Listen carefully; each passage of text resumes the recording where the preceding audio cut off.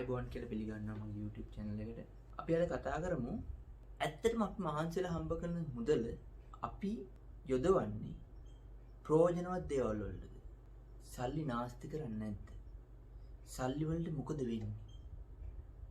කොච්චර කාලයක් සල්ලි හෙව්වත් ඉතිරියක් වෙලා නැද්ද? මොකද්ද ඇත්තට මේ සල්ලි වලට උනේ? අපි මේක අද හරියට කතා කරමු. මේක ලොකු මාතෘකාවක්. අද ඒකට ආරම්භයක් ගන්න මම හිතුවේ. මොකද මුදල් කළමනාකරණය කරගත්තොත් ජීවිතේ කළමනා කරගන්න හරි පහසුයි. මේ අපි අතේ තියෙන සල්ලි ටික අපි කළමනාකරණය කරගන්න අංකයකට අපි දැනගන්න ඕන ප්‍රධාන කාරණාවක් තියෙනවා. ඒ තමයි අටලෝ දහම. මේ ලෝක ස්වභාවය මේක කැරකෙනවා කියලා. ලාභ අලාභ. ලාභ තියෙන කාලයක් හැමෝටම තියෙනවා. ඒ වගේම තමයි අලාභ තියෙන කාලෙකුත් තියෙනවා. හැබැයි අපිට ලාභ තියෙන කාලෙදී අපි වැඩ කරන විදිහයි අලාභ තියෙන කාලෙදී අපි වැඩ කරන විදිහයි දෙකක්. මම පුංචි උදාහරණයක් ඔයාලට කියන්නම්. අපි ටූත් පේස්ට් එකක් පාවිච්චි කරනෝනේ අපි. ඒ පාවිච්චි කරන ටූත් පේස්ට් එක ගත්ත ගමන් අපි කොහොමද පාවිච්චි කරන්නේ? ටූත් පේස්ට් එක අන්තිම පොඩ්ඩට වෙනකම් සමහර විට සති දෙකෙන් සතියෙන් යන්න පුළුවන්. සතියක් යද්දී ටූත් පේස්ට් එකෙන් අන්තිම 110ක් විතර ඉතුරු වෙන්න ඔක්කොම ටික ඉවර වෙලා. හැබැයි අන්තිම 110 ඒ තියෙන චුට්ට පුළුවන් මාසයක් විතර පාවිච්චි කරන්න. චුට්ට තමයි දාන්නේ. අපි දන්නා ඉවර වෙන්නයි යන්නේ කියලා. අන්තිමට ටූත් පේස්ට් එක පළලත් අපි චුට්ටක් ගන්නවා. හැබැයි ටූත් පේස්ට් එක ගත්ත දවස් ඉඳලම චුට්ට අවශ්‍ය ප්‍රමාණයට විතරක් පාවිච්චි කළා නම් ඔක ලොකු කාලයක් පාවිච්චි ගන්න පුළුවන්. ලෝභකම නෙමෙයි අර පරිමැස්ම. මේක මුදල් වලට ගොඩක් වැදගත්. සල්ලි වලදිත් ඔහොම තමයි. තියෙනකොට ඇතිතරම් වියදම් කරනවා, නැති වුනහම පුළුවන් තරම් පරිස්සමට ජීවත් වෙන්න පුරුදු වෙනවා. හැබැයි පරිස්සමට වියදම් කරගෙන ජීවත් වුණා නම් මුල ඉඳලම අර තියෙන කාලෙදිත් නැති කාලෙටත් ඒ විදිහටම ඉන්න පුළුවන්. දැන් අපි කල්පනා කරලා බලමු අපි දෙයක් මිලදී ගන්න යද්දී මේක අවශ්‍යද අපිට අවශ්‍ය නැද්ද කියලා තෝරගන්නේ කොහොමද කියලා. මොකද අපි හැම වෙලේම යම් කාරණා හින්දා අවශ්‍ය දේවලුයි අනවශ්‍ය දේවලුයි පටලවා ගන්න. එහෙම වුණාම වෙන්නේ මොකද්ද? තියෙන සල්ලි ටික අනවශ්‍ය දේවල් වලට දන්නේම නැතුව ටික යන එක. අපි දැන් මිලදී ගන්න ගියාම මෙන්න මේ කාරණා කීපයක් තියෙනවා. මේ කාරණා කීපය නිසා අපි හිතනවා මේක අපිට අවශ්‍ය දෙයක් කියලා. හැබැයි ඇත්තටම අවශ්‍ය දෙයක් නෙමෙයි. මොනවද මේ කාරණා? අපි එක එක පොඩ්ඩක් බලමු. පළවෙනි කාරණාව තමයි ඔයාට හිතෙනවා මේක ගොඩාක් ගාණ අඩුයි. මට මේක ගන්න එක හරි වාසියි කියලා. හැබැයි ඔයාට ඒකෙන් ප්‍රයෝජනයක් නැහැ. ගාණ ගොඩක් අඩු නිසා තමයි ඔයා මේක මිලදී ගන්න හිතන්නේ. උදාහරණයක් අපි හිතමුකෝ ඔයාට සාමාන්‍යයෙන් රුපියල් 60000කට විතර වටින වොච් එකක් හම්බෙනවා රුපියල් 20000කට විතර. ඔයා හිතනවා නියමයි. සෑහෙන ගාණක් අඩුයිනේ. හරි වාසී කියලා ඔයා ගන්නවා. හැබැයි ඔයා වොච් එකක් දාන්නේ නැහැ. වොච් එක ඔය පැත්තකටලා තියෙනවා. ඊට පස්සේ ඔයා හිතනවා මේක විකුණ ගන්න. ඊට පස්සේ තව ප්‍රශ්නයක්. ඔයා ඇඩ් දානවා, කට්ටිය හොයනවා විකුණ ගන්න. ඕක තමයි අපි සල්ලි දීලා ප්‍රශ්න ගන්නවා කියන්නේ. වෙන කෙනෙක්ගේ ප්‍රශ්නයක් ඒක. එයාගේ භාණ්ඩය විකුණ ගන්න එක. ඔයාට අවශ්‍යතාවයකුත් නැතුව ඔයා ඒක සල්ලි දීලා අරගෙන දැන් මේ ප්‍රශ්නේ ඔයාගේ. ඔයා try කරන එක විකුණ ගන්න. ඒතර පළවෙනි කාරණාව තමයි ගාණ අඩුයි කියලා හිතලා අපි දෙයක් මිලදී ගන්න පෙළඹෙනවා. දෙවෙනි එක ඇඩ්වර්ටයිස්මන්ට්. ඇඩ්වර්ටයිස්මන්ට් හරහා අපේ ඔළුවට යවනවා මේක අපිට අත්‍යවශ්‍ය දෙයක් කියලා. මම උදාහරණයක් කියන්නම්. ඇත්තටම අපිට ජීවත් වෙන්න අත්‍යවශ්‍යම දෙයක් නෙමෙයි සන්ග්ලාසයක් කියන්නේ. හරි? සන්ග්ලාසයක් නැතුව අපිට ජීවත් වෙන්න පුළුවන්.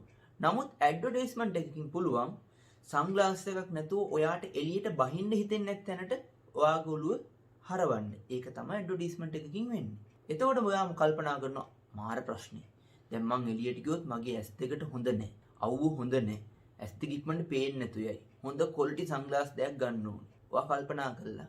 ඔයාගත් ගාව තියෙන සල්ලි වියදම් කරනවා ඒ වගේ දෙයකට. මම කිව්ව උදාහරණයක් තව ගොඩක් දේවල් වලට ඔයා එහෙම වියදම් කරලා ඇති කරන්න හිතන් ඇති කල්පනා කරලා බලන්න. එක දෙක ඇඩ්වර්ටයිස්මන්ට් හින්දා. තුන්වෙනි එක තමයි අපි සමහර විට තව යාළුවෙක් කිව්ව නිසා එයා සමහර විට එයා මිලදී ගත්ත දෙයක් වෙන්න පුළුවන්. සමහර විට එයා මිලදී ගන්න හිතන් ඉන්න දෙයක් වෙන්න පුළුවන්. ඔයාට කියලා. ඒතර ඔයාටත් ඒ ආසාව වෙනවා. එයා හිතන් ඉන්නවා බයික් එකක් ගන්න. ඔයාට බයික් එකක් අවශ්‍ය නැහැ. හැබැයි ඔයාටත් ඒ ආසාව වෙනවා එයා හැම වෙලේම කියන නිසා. ඒතර ඔයා එතෙන්දිත් ඔයා හිතලා බලන්න ඇත්තට මේක මට අවශ්‍යද අනවශ්‍යද? කල්පනා කරලා බලන්න ඕන. රයිට්? ඒ කියන්නේ යාළුවෙක් හෝ කවුරු හරි කෙනෙක් කිව්ව දෙයක් අහලා ඔයා සමහර විට ඔයාගේ අතේ තියෙන මුදල් වියදම් කරන්න පුළුවන් අනවශ්‍ය දේවල්ට. ඊළඟ කාරණාව තමයි ඔයාට දැන්ට අවශ්‍ය නැහැ. නමුත් පසු අවශ්‍ය වෙයි කියලා හිතලා ඔය මිලදී ගන්න පුළුවන් මුදලක් වියදම් කරලා. එතනදිත් ඔයා කල්පනා කරනවා ඇත්තටම අවශ්‍යද නැද්ද කියලා. සමහර විට ඔයාට ඒක අවශ්‍ය වෙන කාලෙ වෙද්දී ඒ ගන්න උපකරණේ පාවිච්චි කරන්න පුළුවන් බැරි තත්ත්වයට ඇවිල්ලා තින්නත් පුළුවන්. උදාහරණයකට ඔයා ගෙයක් හදන්න හිතාගෙන ඉන්න තව අවුරුදු 10කින්. ඔයා ඒකට අඩුවට සිමෙන්ති ටිකක් හම්බුණා කියලා ගෙදරට ගෙනත් දාගන්න. උදාහරණයක් මම කිව්වේ. ඉතින් අපි ඔය වගේ ගොඩාක් දේවල් වලට නොදැනුවත්වම අපේ මුදල් වියදම් කරනවා. තියෙන සල්ලි ටික නැති කරගන්න. ඔයාගේ මුදල් වියදම් වෙන්න පුළුවන් තව ක්‍රමයක් තියෙනවා. අනවශ්‍ය දේවල් වලට. ඒ තමයි පොඩි ගාණක්නේ. අයියෝ රුපියල් 1000ක් කියන්නේ ගාණක් නෙමෙයි. රුපියල් 10000ක් කියන්නේ ගාණක් නෙමෙයි. සමහර අය හිතනවා. සමහරට මේ වීඩියෝ එක බලන ඔයාට එහෙම හිතෙන්නේ නැති වෙන්න පුළුවන්. ඒකට එහෙම හිතන අය ඉන්නවා. ඒ නිසා ගන්නවා. කමන්නේ. ඒ ගාන ප්‍රශ්නයක් නැහැ. හැබැයි ඒකත් හොයන්න ඔයාමයි මහන්සි වෙලා තියෙන්නේ. රුපියල් 100ත් රුපියල් 50ත් එක රුපියලත් වටිනවා. ඒක නිසා පොඩි ගාණක්නේ කියලා හිතලත් ඔයාලා සල්ලි වියදම් කරන්න එපා. එතෙන්දිත් ඔයා බලන්න ඇත්තටම මේක අවශ්‍ය දෙයක්ද අනවශ්‍ය දෙයක්ද. එතකොට මම මොනවද මතක් කරලා දුන්නේ පළවෙනි කාරණාව තමයි කවුරු හරි කෙනෙක් කිව්ව නිසා දෙයක් ගන්න එපා. ඔයා හිතලා බලන්න අවශ්‍යද නැද්ද. ඇඩ්වර්ටයිස්මන්ට් හින්දාම දෙයක් ගන්න එපා. ඔයා හිතලා බලන්න ඇත්තටම ඔයාට අවශ්‍යද නැද්ද. ලාභයි කියලා හිතලා ගන්න එපා. ඔයා හිතලා බලන්න ඔයාට ඒක අවශ්‍යද නැද්ද. තව කෙනෙක් ගාව තියෙන හින්දා ගන්න එපා. ඔයාම හිතලා බලන්න ඒක අවශ්‍යද නැද්ද. චූටි ගාණක් හින්දා ගන්න එපා. ඔයාම හිතලා බලන්න ඒක අවශ්‍යද නැද්ද කියලා. ඒකින්ද මේ හැම කාරණාවකදීම හොඳට කල්පනා කරලා බලන්න ඇත්තටම මට මේ දේ අවශ්‍ය දෙයක්. මම මේ අමාරුවේ හම්බ කරලා හොයාගත්ත සල්ලි ටික වියදම් කරන්නේ අත්‍යවශ්‍ය දෙයකටද. මේක තමයි පළවෙනිම අපි විසඳ ගන්න ඕනේ දේ. අපි දැන් තෝරගත්ත අපිට අවශ්‍ය දේවල් ටික. අනවශ්‍ය දේවල් ටික අයින් කරලා දැන් අවශ්‍ය දේවල් තෝරගන්න විදිහ අපි දන්නවා. අපේ මුදල් ටික වියදම් කරන්න ඕනේ අවශ්‍ය දේවල් මොනවද කියලා අපි දන්නවා. දැන් අපි මෙතනින් තෝරගන්න ඕනේ ඇත්තටම අත්‍යවශ්‍ය දේවල් ටික මොනවද කියලා. මොකද සමහර විට අපි මේ අත්‍යවශ්‍ය දේවල් මග ඇරලා අවශ්‍ය දේවල් වෙනුවෙන් මුදල් වියදම් කරනවා. ඒ මොකක්ද ඒ කිව්වේ? මෙහෙමයි. දැන් උදාහරණයකට ඔයා හිතන්න ඔයා වාහනයක් ෆිනෑන්ස් එකක් දාලා අරන් තියෙනවා. ඔයා මාසික වාරිකේ රුපියල් 10000ක් ගෙවන්න ඕනි කියලා. ඔයාට මාසික වාරිකේ 10000ක් ගෙවන්න තියෙද්දි ඔයාගේ අතේ තියෙන රුපියල් 10000 ඔයා වියදම් කරනවා වෙන මොන හරි දෙයක් ගන්න. හරි? අර අවශ්‍යයි කියලා හිතපු දෙයක් ගන්න. එතකොට මොකද වෙන්නේ? මේ ෆිනෑන්ස් එකේ වාරිකේ එතන ඇරියස් වෙනවා. පැහැදිලිද? එතකොට ගොඩක් වෙලාවට ප්‍රශ්න ගොඩක් මේ සමහරවිට ගෙදරට කන්න නැහැ. ගේ වහලේ තෙමෙනවා. ළමයාට කිරිපිටි පැකට් එක ගේන්න විදිහක් නැහැ. හැබැයි ඒවා අත්‍යවශ්‍ය දේවල්. හැබැයි ඒවා මග ඇරිලා සමහරට ඔයා වාහනයක් ගන්න හිතන් ඉන්නවා. සමහරට ඔයා ෆෝන් එකක් ගන්න ප්ලෑන් කරනවා. හැබැයි ගෙදරට අවශ්‍ය දේ මොකද්ද කියලා ඔයාගේ ඔළුවෙන් ගිලිහිලා. ඒකින්ද හොඳට කල්පනා කරලා බලන්න ඕනේ අත්‍යවශ්‍ය දේවල් මොනවද අවශ්‍ය දේවල් මොනවද කියලා. ස්මාර්ට් ෆෝන් එකක්, ෆ්ලැග්ෂිප් ඩිවයිස් එකක්, හොඳ ගේමින් කම්පියුටර් එකක්, හොඳ වාහනයක් ගන්න ඒවා අවශ්‍යයි තමයි. හැබැයි ඔයා ලෝන් එකක් ගෙවන්න තියෙනවා නම්, එහෙම නැත්නම් ගෙදර කණ්ඩ නැත්නම්, ගෙදර තෙමෙනවා නම්, ළමයින්ට ඉස්කෝලේ යන්න පොට්ටි කරන් දෙන්න සල්ලි නැත්නම්, ගෙදර ප්‍රශ්න ගොඩක් නම්, ගෙදර කෙනෙක් අසනීප වෙලා ඉන්නවා නම්, ඔයා අර වගේ ඩ්‍රීම්ස් වලට යන එකකින් වෙන්නේ ඔයාට දවසකේ ඩ්‍රීම්ස් එකක් එපා වෙනවා. ඔයාට දවස් ගන්න ඔයාගේ ෆෝන් එකත් එපා වෙනවා. මොකද ඒ ගෙදර ප්‍රශ්න ඒවා එද්දි ඔයා කල්පනා කරනවා අපරාධි මං වියදම් කළා මේක ගත්තේ කියලා. ඒකේ ප්‍රතිඵලයක් විදිහට තමයි ෆිනෑන්ස් දාලා වාහනය අරගෙන ගෙවා ගන්න බැරි වෙලා අන්තිමට ෆිනෑන්ස් කම්පැනිටම සල්ලිත් නැති කරගෙන දෙන්න වෙන්නේ. ඒකින හොඳට කල්පනා කරලා බලන්න අවශ්‍ය දේ අත්‍යවශ්‍ය දේ. අපි ඊළඟට කතා කරන්න යන්නේ වර්තමානයේ තියෙන කොවිඩ් තත්ත්වෙත් එක්ක අපේ සල්ලි අපේ මුදල් ටික කළමනාකරණය කරගන්න හැටි ගැන බොහොම කෙටියෙන්. දැන් ඔයා සමහර විට ප්ලෑන් කරලා තියෙන්නේ නැති මේ මාසේ වෙද්දි, කියන්නේ මේ 9 වෙනි මාසේ වෙද්දි, 10 වෙනි මාසේ වෙද්දි ඔයාගේ කැමැතිම වාහනේ, කැමැතිම බයික් එකේ, කැමැතිම ෆෝන් එක ගන්න ප්ලෑන් කරන් ඉන්න ඇති. හැබැයි අපි තේරුම් ගන්න ඕනේ මේ වෙද්දි රටේ තියෙන තත්ත්වය. රැකියාවෙන් වැටුපක් එන්න පුළුවන්කම එන්නෙන් අඩු වෙගෙන යන්නේ. මොකද මේ විදිහට මේ වසංගතේ වැඩි වුණොත් අපිට රැකියාවකට යන්න විදිහක් නැහැ. ඒතර අතේ තියෙන සල්ලි ටික ඔයා වියදම් කළොත් වාහනයක් ගන්න, ෆෝන් එකක් ගන්න, ගේමින් කම්පියුටර් එකක් ගන්න, මොකක් කරුවාගේ ඩ්‍රීම් එකක් වෙනුවෙන් මොකද වෙන්නේ? අර මේ කෙටි කාලේ ජීවත් වෙන්න තියෙන මුදල් ටික තමයි ඔයාගේ අතින් ඒකට යන්නේ. පැහැදිලිද?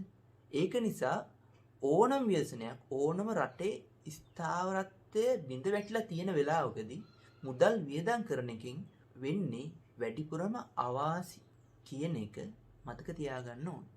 මොකද ඔයා බොහොම අමාරුවෙන් දුක් මාංශලා ওই සල්ලි ටික හම්බ කරගෙන තියෙන්නේ. ඔයා ලක්ෂ 5ක් 6ක් වටින දෙයකට ලක්ෂ 10ක් වියදම් කළොත් මේ කාලේ ඒත් ඔයාට මේක ගන්න ඕනේ කියලා හිතලා පසු කාලෙක ඔයාට ඊට වඩා අඩු ගානකට තමයි ඕක කාට හරි දෙනව නම් දෙන්න වෙන්නේ. ඒ වගේම මේ ප්‍රශ්නේ තව මාස කීයක් ඉස්සරහට තියෙයිද කියන්නේ අපි හරියටම දන්නේ නැහැ. ඒ වෙනකන් වියදම් කරන්න තිබ්බ සල්ලි ටික තමයි ඔයා මේ ටාගට් එක වෙනුවෙන් වියදම් කරලා තියෙන්නේ. ඒකින් හොඳට මතක් කරගන්න. හොඳට කල්පනාවෙන් මේ දවස්වල ඔයාගේ සල්ලි ටික පුළුවන් තරම් ඉතුරු කරගෙන තියාගන්න කියලා තමයි මම කියන්නේ. මොකද සල්ලි භාණ්ඩයක් කරන්න හරි ලේසි. නමුත් ඒ භාණ්ඩේ නැවත සල්ලි කරන්න සෑහෙන අමාරුයි. සල්ලි විදිහට තියෙනකම් ඒකේ වටිනාකම වැඩි. හැබැයි භාණ්ඩයක් වුණොත් නැවත ඒකේ වටිනාකම බාල වෙනවා. ඉතින් මුදල් වල වටිනාකම තියෙන්නේ මුදල් විදිහටම තියෙනකම්. ඒක නිසා ඔයා මේ අවස්ථාවේ පුළුවන් තරම් ඔයාගේ සල්ලි ටික ඉතුරු කරගන්න ප්ලෑන් කළොත් ඔයාට දවසක අද ගන්න ඉන්න හිතන් ඉන්න වාහනට වඩා අද හිතන් ඉන්න ෆෝන් එකට වඩා අද ගන්න හිතන් ඉන්න බයික් එකට වඩා අද ගන්න හිතන් ඉන්න කම්පියුටර් එකට වඩා අද කරන්න හිතන් ඉන්න මොන දෙයකටත් වඩා හොඳට ඔයාගේ ඉදිරි දේවල් ටික ටාගට් ටික ප්ලෑන් කරගන්න පුළුවන් මේ කාලේ ඉවසන් හිටියොත්. ඉවසන කෙනාට තමයි හොඳම දේ හම්බෙන්නේ. හැබැයි මේ කාලෙදී ඔයාගේ මුදල් ටික ඔයා වියදම් කරගත්තොත් වෙන්නේ ඔයාට ඒ මුදල් වලින් වැඩිපුරම පාඩුවක්. මොකද මේ වෙලාවේ මුදල් අතේ තියාගන්න අවශ්‍යම කාලය. හැබැයි මේකෙදි මම තව දෙයක් කියන්න ඕන. මම මුලින්ම මතක් කළා වගේ මේ සර්කල් එක ලාභ අලාභ කාලෙත් අනුව වෙනස් වෙනවා. සමහර විට ඔබ මේ කාලය ඇතුළත කලින් කාලයට වඩා ලොකු ආදායමක් ගන්න කෙනෙක් වෙන්න පුළුවන්. එහෙමනම් ප්‍රශ්නයක් නැහැ. ඔබ මුදලක් වියදම් කරලා අත්‍යවශ්‍යම දේවල් අවශ්‍යම දේවල් තෝරලා බේරලා දෙයක් ගත්තට. දැන් මේ කාලේ ඔන්ලයින් එක හරහා කරන බිස්නස් ඉහළට යමින් තියෙනවා. එහෙනම් ඔයාගේ කාලේ තමයි මේ. හැබැයි එහෙම නෙමෙයි නම් ඔයා අනිවාර්යෙන් ඔයාගේ තියෙන සල්ලි ටික ඉතුරු කරගන්න ඕනේ. මේ ඔයාගේ කාලේ නෙමෙයි.